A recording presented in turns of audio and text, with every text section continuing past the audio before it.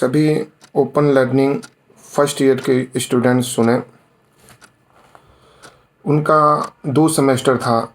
एक सेमेस्टर उनका अक्टूबर नवंबर में होने वाला था, दूसरा सेमेस्टर उनका मई जून में जाने वाला था। लेकिन हाई कोर्ट के फैसले के कारण उनका फर्स्ट सेमेस्टर भी नहीं हुआ। उसके बाद सेकंड सेमेस्टर भी आने के पहले ही कोरोना महामारी फैल गई। इसके बाद दिल्ली विश्वविद्यालय के सामने ये स्थिति आ गई है कि वो पेन पेज के माध्यम से आपका पेपर नहीं ले सकते।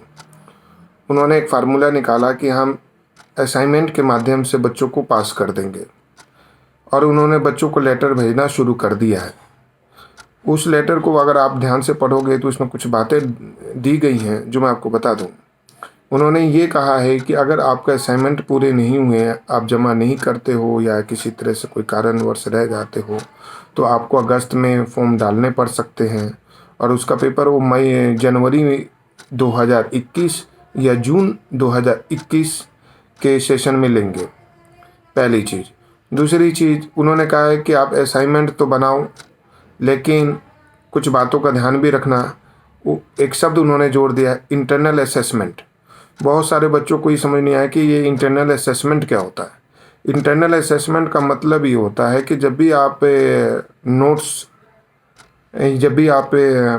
असाइनमेंट बना रहे हैं, तो आप अपनी थोड़ी काबिलियत, आपने जो पूरे साल जो उस पढ़ाई करी है उसके जो रिसोर्सेस होंगे वो, साथ में आपने जो शॉर्ट पॉइंट बनाए होंगे वो, ये सब मिला के आप नोट्स में दें,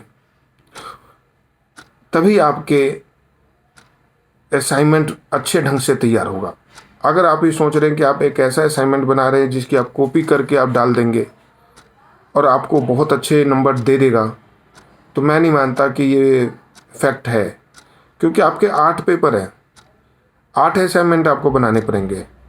4 असाइनमेंट तो आप किसी भी तरह से बना सकते हैं, क्योंकि फर्स्ट सेमेस्टर के थे।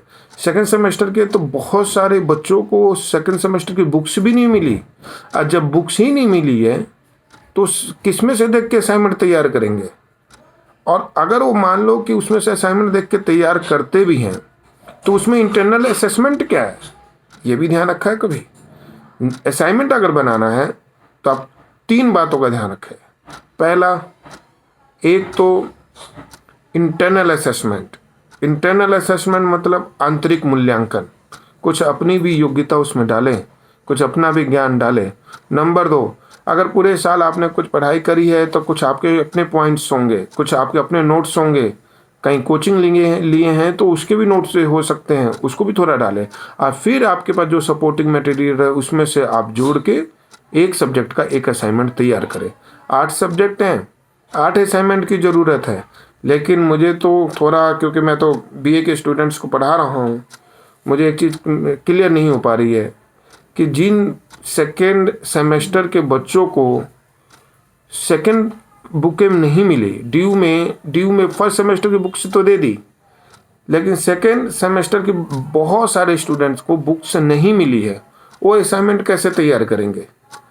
उनके पास 2 चारा है। ऐसे असाइनमेंट तैयार करने के लिए उनको अपनी योग्यता का प्रयोग करना पड़ेगा, या फिर गूगल सर्च करेंगे। गूगल अगर सर्च करेंगे तो उनके असाइनमेंट नकल हो जाएंगे। अगर वो अपनी इंटरनल असेसमेंट का प्रयोग करते हैं, आंतरिक मूल्यांकन का प्रयोग करके नोट्स बना के और उसको फिर असाइनमेंट का रूप दे के भेजते हैं, तो उसके अंदर आपको अपने नंबर अच्छे खींचने के ज़रूरत है। क्योंकि एक बात ध्यान रखें, ये ग्रेड सिस्टम पे आधारित है। आपको पास भी किया जाएगा तो ग्रेड सिस्टम पे पास किया जाएगा। अगर आपको ग्रेड सिस्टम पे पास किया जाता है तो जैसे कि पहले पास कोई होता था, उसके 41 नंबर आ गए, 41 नंबर आ गए, तो 41 की भी गिनती होती थी। लेकिन ग्रेड सिस्टम में क्या है, A B C D, इसमें जो बीच के नंबर होते हैं, जैसे 41 से 49 हो गया, 51 से 59 हो गया, इसकी इतनी वैल्यू नहीं जा पाती। इसलिए मैं कहूँगा बीए फर्स्ट ईयर वाले बच्चों को कि आप अपने रिसोर्सेज को इकट्ठे करने शुरू करें। बहुत सारे बीए फर्स्ट ईयर वाले बच्चों को मेरे पास फ़ोन आ रहे हैं कि उनके पास फर्स्ट ईयर के जो सेमेस्टर थे उनकी बुक्स हैं, लेकिन सेकंड सेमेस्टर की बुक्स ही नहीं है, तो असाइनमेंट वो किस बेस पे तैयार करेंगे। पहली चीज़। नंबर 2, इंटरनल असेसमेंट का अगर ज़रा भी पंगा पड़े, ठीक है, तो उसको अपने आप से भी थोड़े नोट्स तैयार करने की कोशिश करो जिसको तुम असाइनमेंट के रूप में यूज कर सकते हो। इस बात का ध्यान रखें, क्योंकि अगर आपकी कंडीशन असाइनमेंट की अच्छी रही तो आप अच्छे नंबर ग्रेड लेके सेकेंड ईयर में जाओगे। सेकेंड ईयर में वो आपको सेकेंड ईयर में तभी आपकी परसेंटेज बन पाएगी। और नहीं तो अगर आपकी ग्रेड डी आ गई और ई आ गई, और तो उसके बाद आपकी सेकेंड ईयर में परसेंटेज निकालना भूल जाओ। जब ये तो फर्स्ट ईयर के लिए ही है ये ग्रेड सिस्टम, सेकेंड ईयर में आपको मार्क्स निकालने पड़ेंगे, थर्ड ईयर में मार्क्स निकालने पड़ेंगे। ऐसे समय में जो आपकी परसेंटेज वैल्यू बढ़ेगी वो इस बात से बढ़ेगी कि आपका असाइनमेंट कितना बढ़िया है। और असाइनमेंट कितना बढ़िया है इसके लिए ज़रूरी है कि आपके पास रिसोर्सेज होने चाहिए, इंटरनल असेसमेंट समझ में आना चाहिए।